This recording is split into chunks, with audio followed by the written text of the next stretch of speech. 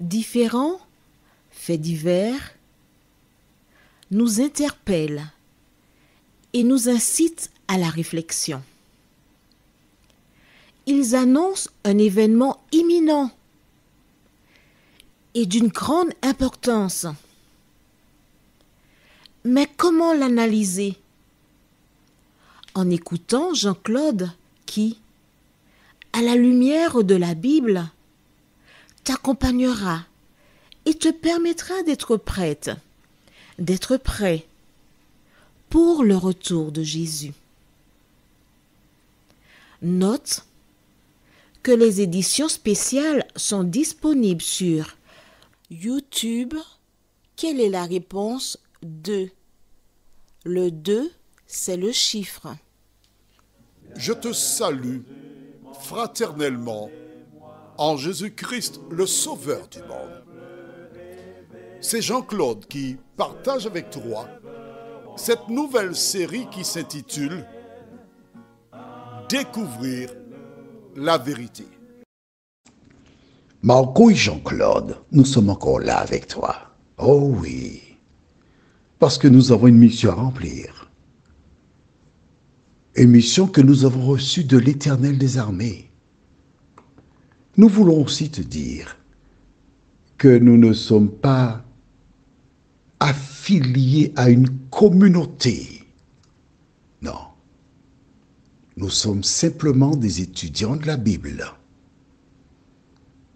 qui cherchons à mettre en pratique la parole. Et tout ce que nous te disons vient de la parole.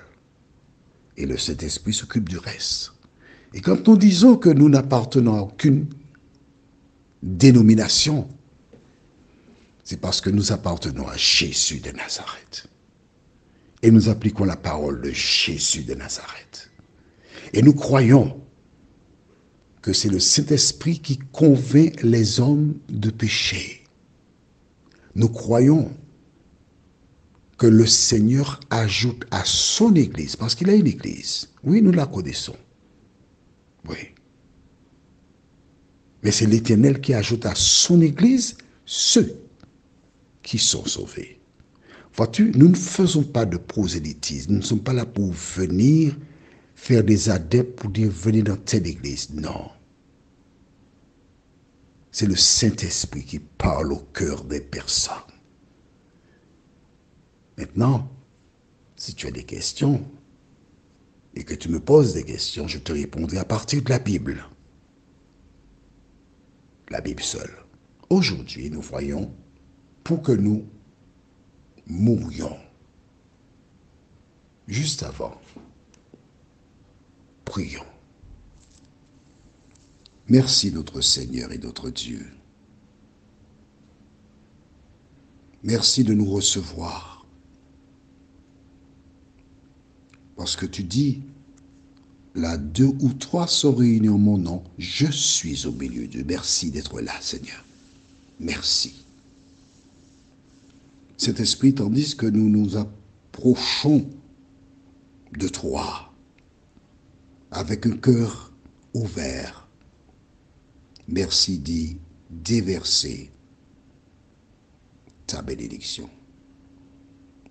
Fais-nous du bien dans tous les domaines de la vie. Et permets que nous puissions toujours avancer avec toi. Nous t'avons prié au nom de Jésus pour ta gloire éternelle. Amen.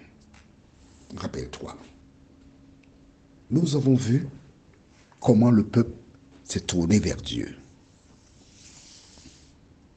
Il a fait un vœu à l'Éternel. Il a dit à l'Éternel, si tu nous livres ces personnes, parce que c'est là une guerre, hein? Difficile de voir que tu as des membres de ta famille Puis avec la guerre, on part avec 5-6 membres de ta famille, des cousins, des cousines, oncles. Ils prennent conscience de la souffrance. Mais c'est la même souffrance pour Dieu qui t'aime. Et tu te lèves pour le laisser partir avec l'autre.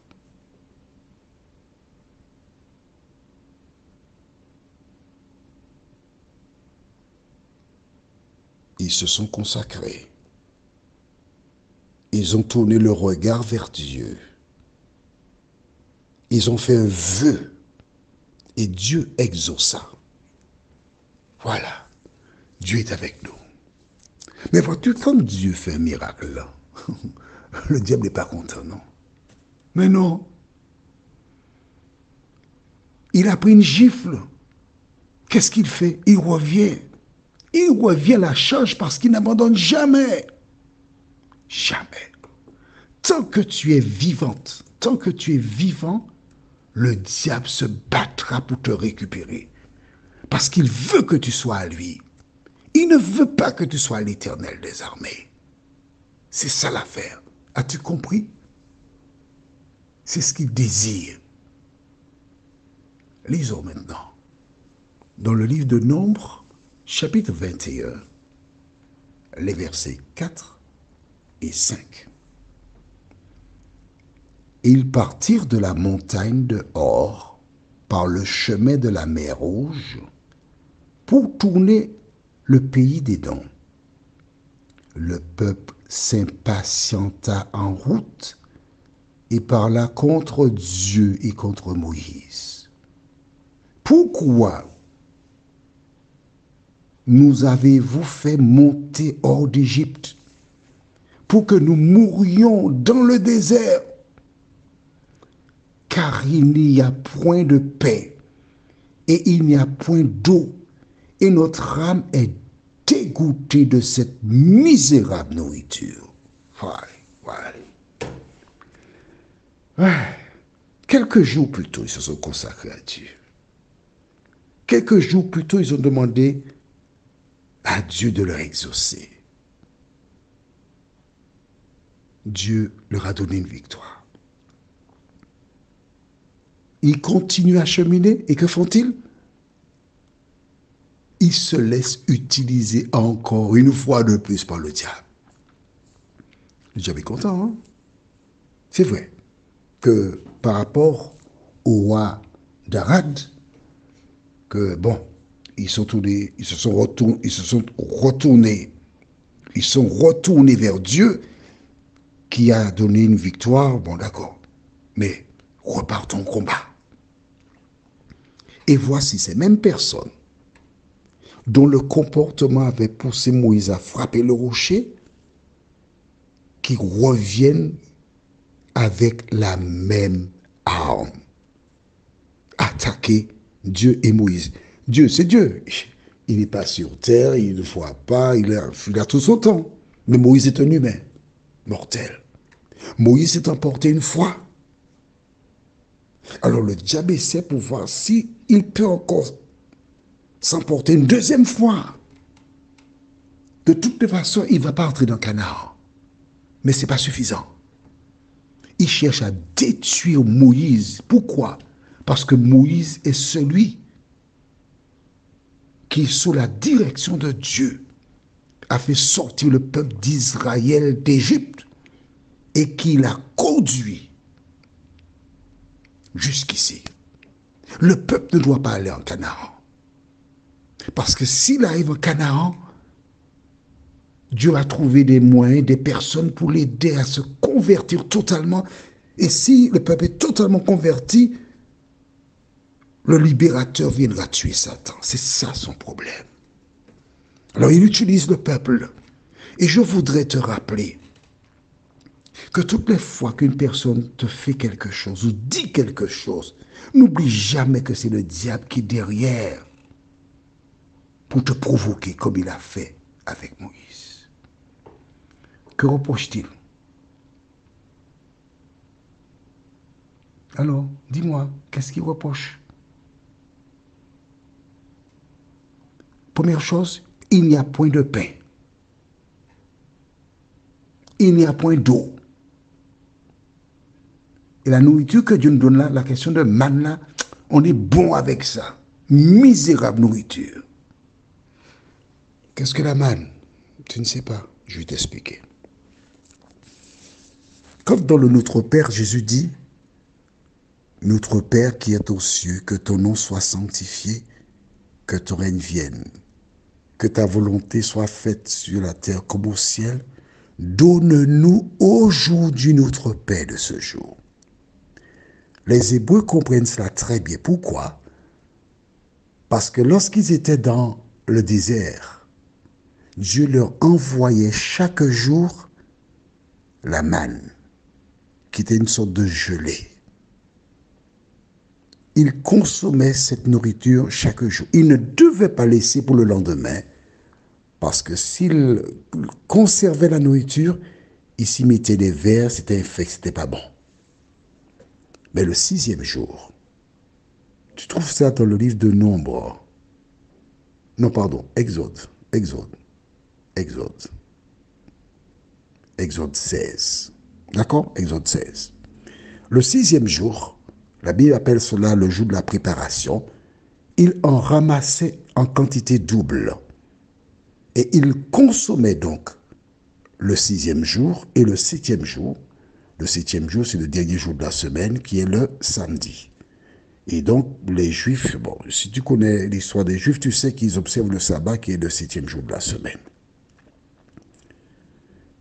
Mais ces gens ne voulaient pas cette nourriture. Ils l'ont appelée misérable nourriture. Pourquoi? Parce qu'il n'y avait pas de viande. Mais je te rappelle, lorsque Dieu a créé le monde, il a donné une nourriture spécifique. Des fruits, des légumes, c'est tout. À cause du péché, il y a eu le déluge. Et il y a eu de l'eau pendant 5 mois sur la terre, donc tout avait pourri. Il a autorisé les hommes à consommer tout ce qui avait le souffle de vie. Et en calculant, ils se sont rendus compte que le lièvre faisait beaucoup de petits, de même que le porc, le lapin et les autres. Donc, ils ont commencé à manger les animaux qui faisaient beaucoup de petits. Mais plus tard, Dieu a donné une liste d'animaux purs et impurs. Alors, certaines personnes te diront, oui, mais dès qu'on a prié dessus, c'est béni, c'est saint, donc on peut manger de tout. Mais propose à ces personnes de manger un ragoût de rat ou de grenouille. Tu verras s'ils acceptent cela. On ferme la parenthèse. Alors Dieu a donné ensuite la manne. Il n'y a pas de viande. Il les préparait pour vivre sur la nouvelle terre, la terre de Canaan. Mais toi et moi, au retour de Jésus, sur la nouvelle terre, il n'y aura pas de viande, tu sais ça? Mais non. Mais la mort n'existe pas. Il n'y aura pas de mort. Comment pourras-tu manger un poisson, une cuisse de mouton de cabri, puisqu'il ne meurt pas? On reviendra à l'alimentation originale et originelle. C'est original parce que ça vient de Dieu, c'est différent. Mais si tu écoutes bien, les hommes te disent, le régime anti-cancer, c'est 5 fruits et légumes différents chaque jour. Ils ont dit ça. Mais à l'origine, Ève et Adam, ils n'avaient que ça comme nourriture. Nous fermons toutes ces parenthèses, d'accord? Et voici donc ces personnes qui disaient du mal encore, qui provoquaient. Mais cette fois-ci, Moïse a gardé son calme. Prions. Seigneur, merci.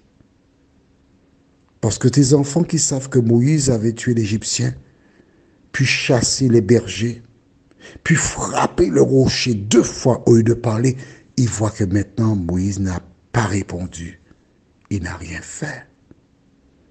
Grâce à son exemple, nous comprenons que, Seigneur, tu nous aides à progresser, de nous aider à toujours lire la parole, rechercher ton aide pour vaincre nos faiblesses et faire pour nous tout ce qu'il y a de meilleur, nous t'en prions. Au nom de Jésus, pour ta gloire éternelle. Amen. Que l'Éternel continue de te bénir. Et à une prochaine fois, si Dieu nous prête vie.